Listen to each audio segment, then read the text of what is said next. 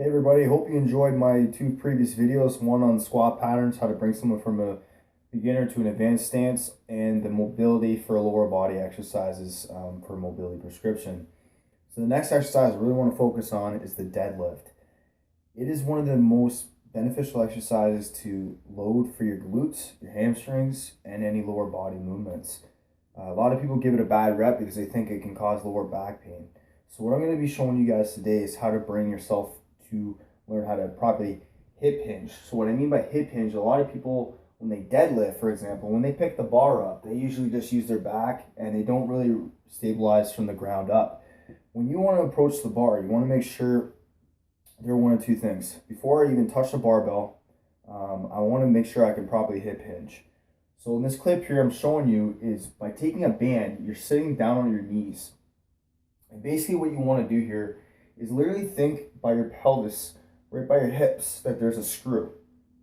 What I mean by screw is a lot of people think when they deadlift, it's like a squat. What I really want you to really focus on is hinging at the hips, really loading up those hamstrings. By loading up the hamstrings, what you're doing is you're taking a lot of stress off from the lower back, and you're really getting the benefits of this exercise. So as you can see here, when I'm doing this with the band, what I'm doing here is I'm loading up my hamstrings, sitting in a kneeling position and coming up to the top of the movement and really activating to squeeze my glutes. A lot of people need to understand when you're doing a deadlift to really squeeze your glutes at the top. This will take away lower back pain, and it will also strengthen up your back over time, which will increase posture. So why is this exercise so beneficial? The deadlift in itself, everyday living. Like I said, a lot of people bend over, they pick things up, they pull their back, so by doing simple movements like that. To learn how to deadlift, this is going to translate into everyday life. Bar path is one of the most important things when you're deadlifting, because if I am setting up for the deadlift and I'm too far out, what that does is going to put more position and more stress on my lower back. You literally want the bar to grace against your shins. So when I'm picking the bar up, I literally want to pull the slack out of the bar. What I mean by this is instead of yanking the bar up, you notice in this clip, I'm picking the bar up slightly. So before I even load up, I am pulling the bar slightly, loading up for my hamstrings, taking that part of the hamstrings in the first part of the movement, locking it out, squeezing my glutes at the top for the second part of the movement. You break the movement down. From the top is known as a rack pull, from this position from the knees up. You can do many different things here, as you see in this clip, where I'm doing rack pulls to really focus on the top of the movement.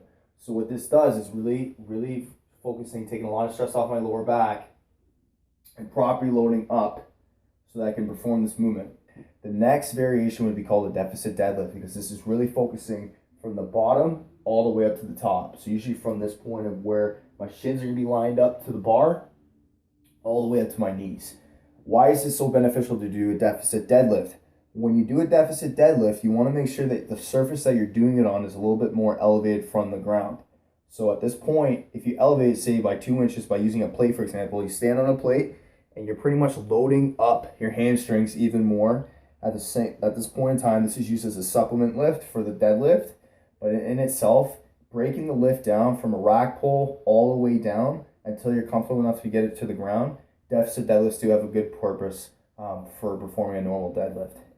So like I said, breaking the movement down is one of the major important things. So we go from our hip hinge from the beginning, to rack pulls, to deficit deadlifts, all these in combination to the normal deadlift. So if you guys have any other questions, please let me know. Thanks for watching today's video. This is a personal favorite exercise of myself. I really do love doing this exercise, and I hope to see you guys in the next one.